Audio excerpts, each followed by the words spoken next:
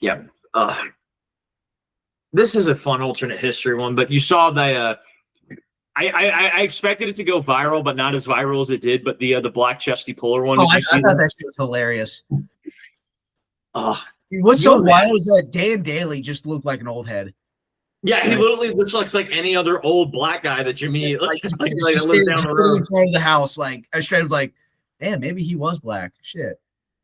Did Archibald Henderson look like this? This is what it has for Archibald Henderson that it gave me.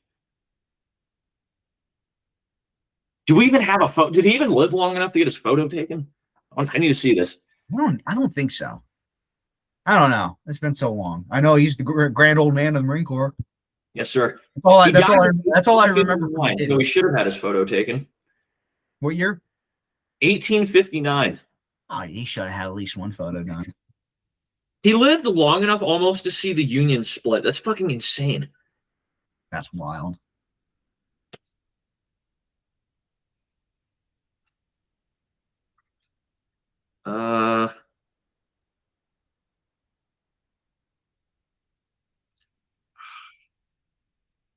There's a Navy guy named Archibald Henderson, but I don't know if that's. Yeah, it's hard because it's like.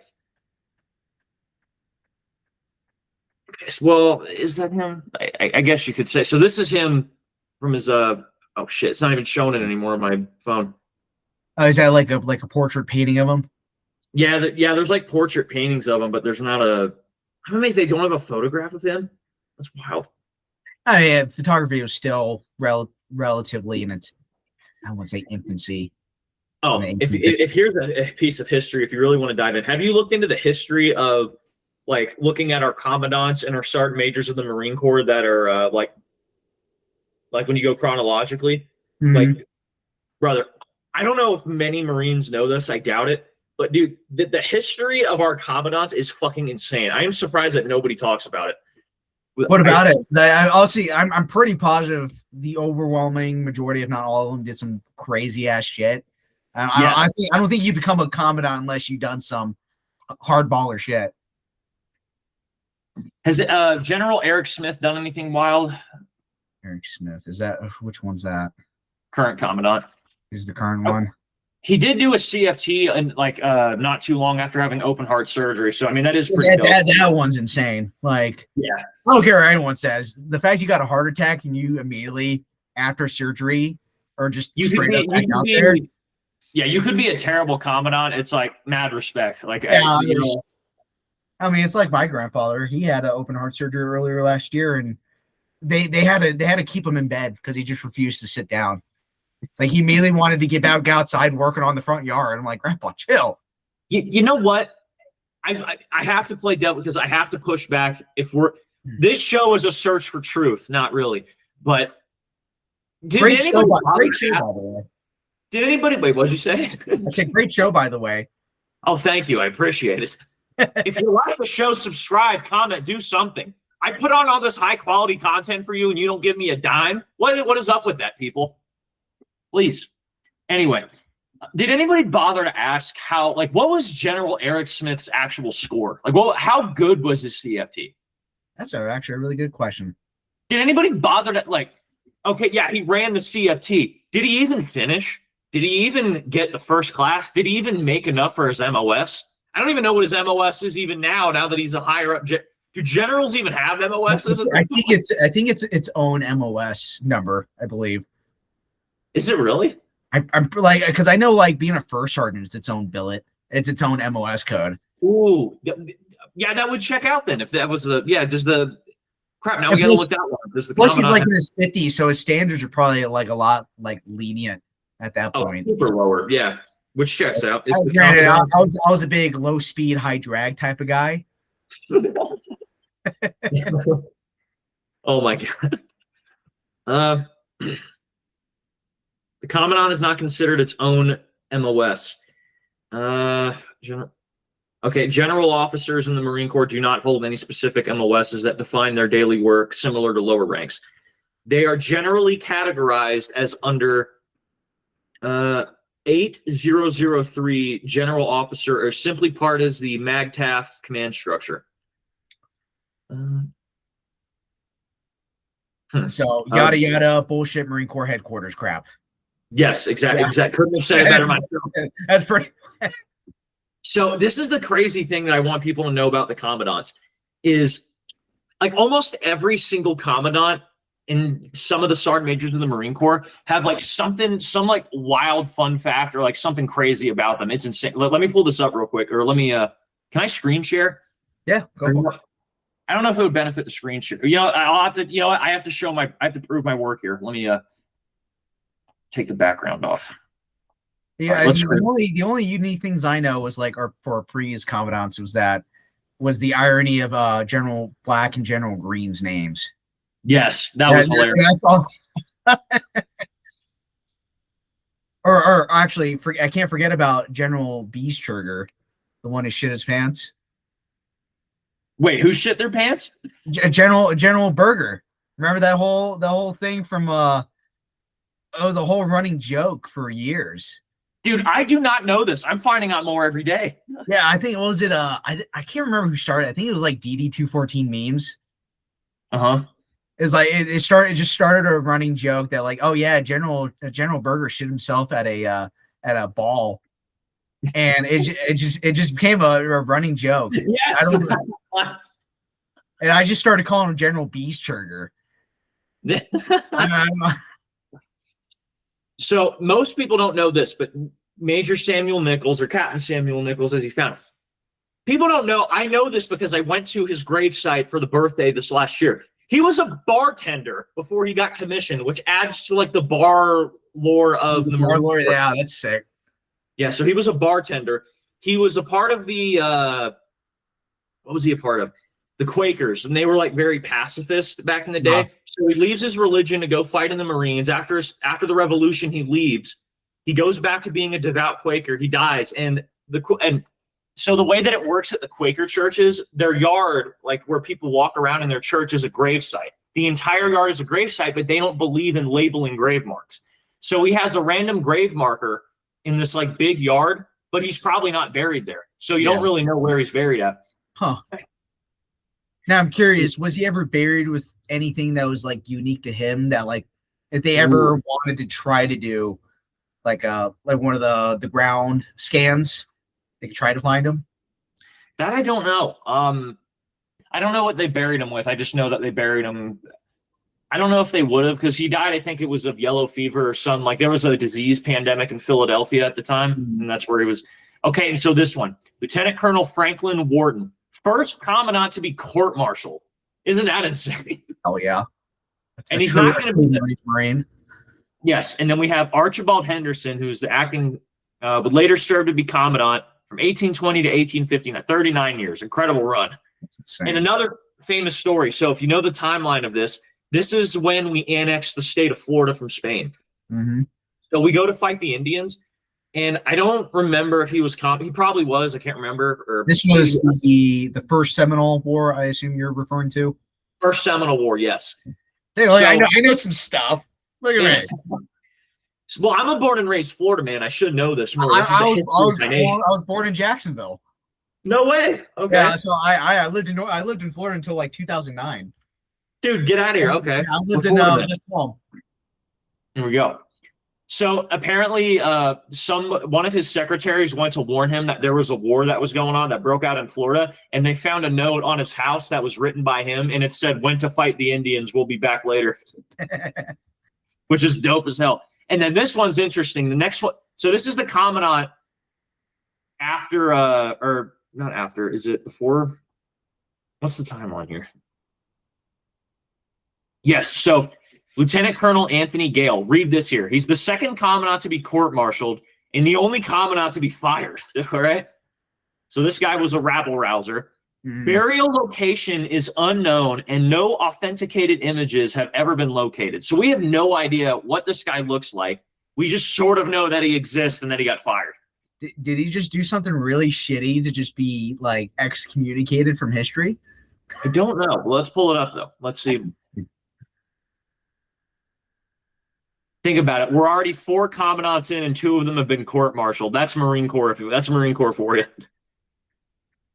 Few records survive concerning him. This is all Wikipedia, so who knows? Born in Dublin, Ireland. Okay, so he's Irish. That makes sense. Let's see. Born in Ireland. Declared intent to become a citizen in 1798. Apparently he's got children, so he's got descendants. Fought in the Barbary Wars. Yep. An extremely based part of our history. Yes. You know much about the Barbary pirates and all that? I know the basics of it, not like I know some fun factoids, but not too. It could be better. Like a ragtag group of like a dozen Marines just completely decimate an entire pirate society. Okay, read this one right here. So he fought in fairly quick succession the French, the Barbary pirates, the British, and a naval officer. Angered by mistreatment of a Marine sentry, Gale killed Navy Lieutenant Alan Mackenzie in a duel. So he's already killing our own people. Dude, this guy's a savage. You know we're bringing duels back to the Marine Corps? Don't be pulling my strings here. Hexeth just allowed guys to start carrying on base again. Ah, that is true. Yes, we are allowed. Dudes are going to start shooting each other on the weekends. Oh, God, dude, it's going to be fucking fun. I've always been a supporter of it. Like, as weird as it sounds, I do support that. But listen, I believe in recreational Davy Crockett's for everyone, but like, come on. Those are going to be killing each other. Yeah, that's a given. Come on, you should have thought that one through some more. I mean, is it really the Marine Corps without violence and killing, though? Can you blame us? Absolutely not. And I love it for it. All right, rise to Commandant. Here we go. Brevet Major Gale, although next senior at the time of Wharton's death. Okay, so the previous Commandant died. Had to battle for the job. The Corps was only authorized 1 lieutenant colonel and 2 majors. One could rise in rank by virtue of death or the removal, and when Morton died, a scramble ensued. Okay, so he's already having to fight for the job. 2 days after notifying.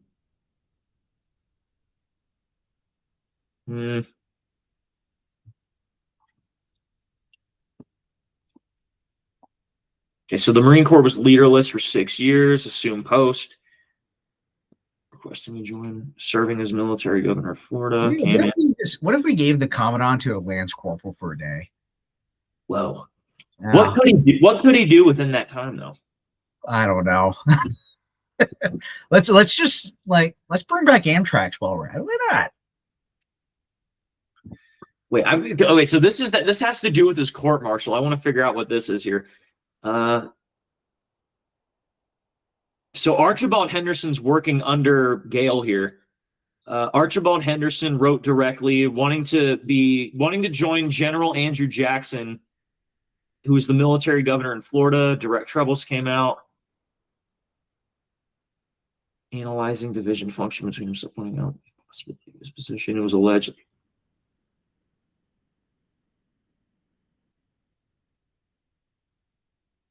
Sending another captain to the Mediterranean. Doesn't really. I don't know. I want to make this. I don't want to leave the audience here too. It sounds like it looks like he was misappropriating funds or something like that. Okay, so this one says the first charge was that Gale was publicly intoxicated in Washington on six specific dates during August, including August 31st, 2 days after he was arrested. The second charge was of conduct unbecoming of an officer and a gentleman.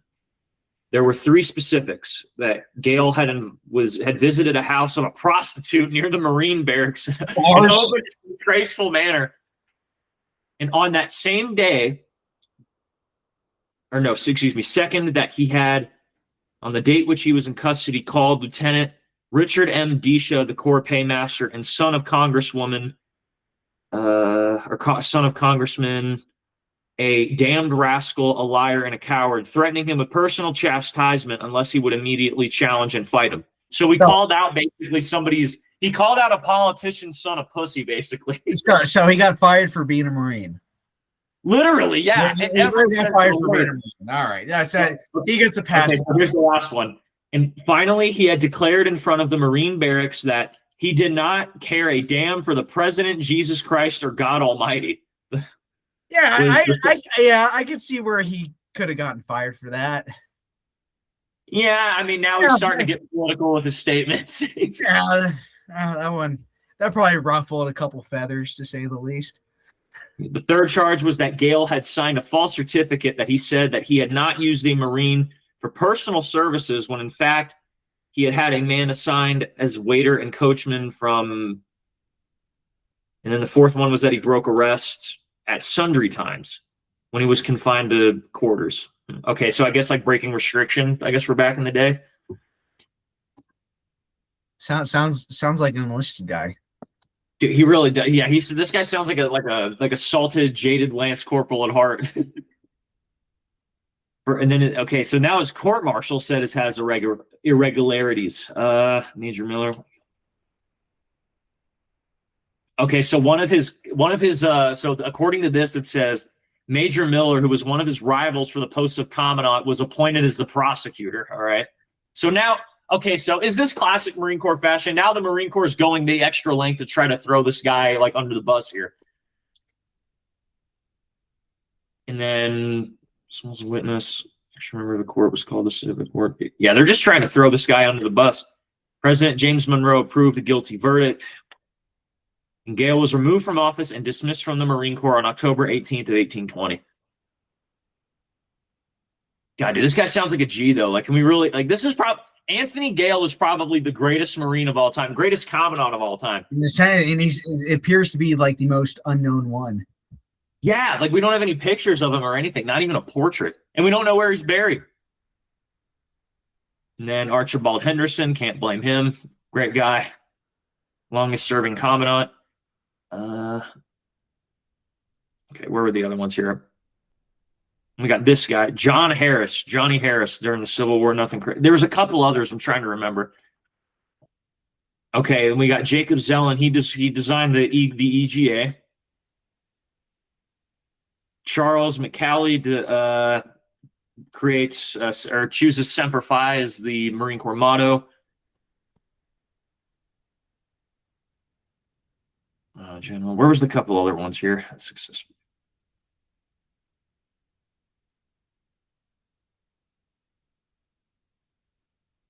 Okay, and then, so I think the next few ones that I remember from history is like, because you know that historically there were pushes to make the Marine Corps a part of the Army. Oh, really? Yeah, so I think it was during Andrew Jackson, I think, was the first president to try and do it, but then Truman was the final president to like write it into law that no, the Marine Corps will be a separate entity. Oh, I always known that they've been trying to get rid of the Marine Corps for so many years. Yeah. Even before World War II, there were some calls for it. Mm-hmm. And yeah, I think a lot of like these middle commandants that we see from like the turn of the 20th century, that was really where their like their legacy comes in for trying that. John A. Lejeune creates the Marine Corps Ball and orders the birthday. First commandant with the Medal of Honor, Wendell Neville.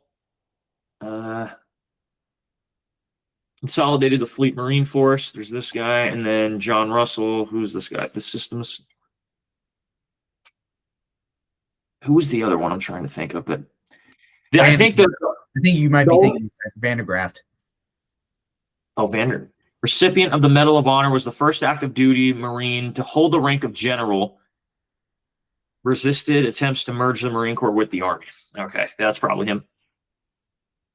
Expanded the Corps to almost 20 times its size for World War II. Jesus Christ, this is massive. Yeah. Like, what's insane to think about, too, is that the extent of the Marine Corps during World War II was merely 6 divisions, while the Army fielded over 100.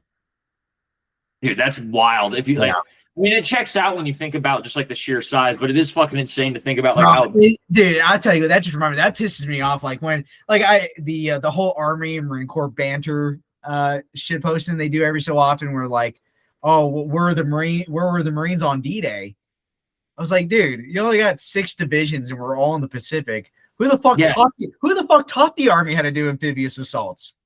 Yeah, where did you plant your flag at Normandy? Where's your famous photo from Iwo Jima? Yeah, I don't think so. Oh yeah, here's another thing. Who for the 80th year reenactment at the actual beaches at Normandy? Who did they ask to do the reenactment? They didn't ask the Army to do it. That's a fun fact for you. Actually, the Army weren't even the ones that drove the boats. It was the British. Yeah. Oh, Jesus. But it's so, but you know what? For all this shit talking of us trying to prove this, the Army's still going to get the first combat missions. They're still going to be the first one sent in. I've had this rant with a bunch of other people, but I hate the idea that because we're told that the Marines are the first to fight, but it's just never true. They just don't send us in at first. I hate that. No, they'll send in the SF guys, whereas like at least Delta will get the job done. The SEALs will just kill like 100 civilians in the process. Mm-hmm. Okay, and then we got this Commandant, David M. Shoup, opposed U.S. involvement in South Vietnam. It was considered by historians one of the most highest criticisms of the war. Where's the other one here? If we're gonna be fair, it was a bullshit war to begin with. Oh yeah. Dude, actually, a crazy thing about Vietnam is that Vietnam actually could have been an ally to us against China in the 50s. Oh, but we're so hell bent on the anti-communism that like we isolated Ho Chi Minh into like ever so slightly aligning with the Soviets. Yeah, dude, what's crazy is like, I really think, if you want to go into the conspiracies of it, the military industrial complex, it's like, they had to get involved in that war. I mean, they wanted it so bad. Hey, listen, I love Lockheed. I love Lockheed. I love Boeing. I love the shit that we produce. But like, come on. We can't be fucking fighting everyone all the time. Yeah. But that's the nature of the state, though. It's not about winning wars. It's about making sure it's continuous. Okay, and then Alfred M. Gray, and I want people to know this because I didn't realize this. So he's the one who was known for saying every Marine a rifleman. Mm-hmm. And if you notice, every Marine official portrait, is all done in some type of like alpha or before these guys, like some type of professional uniform. If you notice, his is in camis. Yeah. I didn't know this. But apparently the Commandant is allowed to decide what uniform you can have your official portrait taken in. Oh, I always thought that was a thing. No. And to honor that quote, he had it done in his field camis, or he had it done in like the camis of the time to honor the every Marine rifleman. Yeah, I've heard a lot of conversations on that quote in the battalion. Mm-hmm. The grunts don't like that. Which I see why. I mean, not every Marine's a rifleman, but every Marine can hold a rifle. I think every Marine. I think that the more accurate quote is every Marine should be a rifleman. It's like every Marine is a rifleman. Some are, like with any skill, you got to hone in on it. You got to train at it a lot of times. Yeah, like my buddy has a collection item that belonged to a Marine that was at Iwo Jima. He was a cook. And like in the first few days of the fighting, they handed him an M1 and told him to go in the front line. Dude. And he held off the Japanese. Dude, so, like I understand the quote. Like, yeah, not every Marine's an infantryman. That's a true statement. But I mean, every Marine a rifleman is kind of a true statement too. Mm-hmm. Yeah, and then all this, and then I think from the sergeant majors, the only one that was that I thought was kind of cool is there's one of these sergeant majors of the Marine Corps was I think he was the last sergeant major in the Marine Corps for Vietnam, so he oversaw us leaving the Vietnam War. Mm-hmm. He's still alive today. He's like almost. I forget. He was either really young to be a sergeant major of the Marine Corps, or he was like kind of old, and now he's like. But he's like almost a super centurion, I think, or he's like the guy's like insanely old. That's wild. Like as being almost 100, like I still talk to World War II vets that are like 103, 105, and they're like they're as clear. Their mind is as clear as day. Like they're just recalling shit that happened yesterday to them. And I can't remember what I had for lunch yesterday. Yeah, dude, I don't know what happened there, but like it's insane that they're able to have that mental clarity. I mean, it goes to show how good the long-term memory is. It really doesn't have an expiration date, I guess you'd say. Yeah.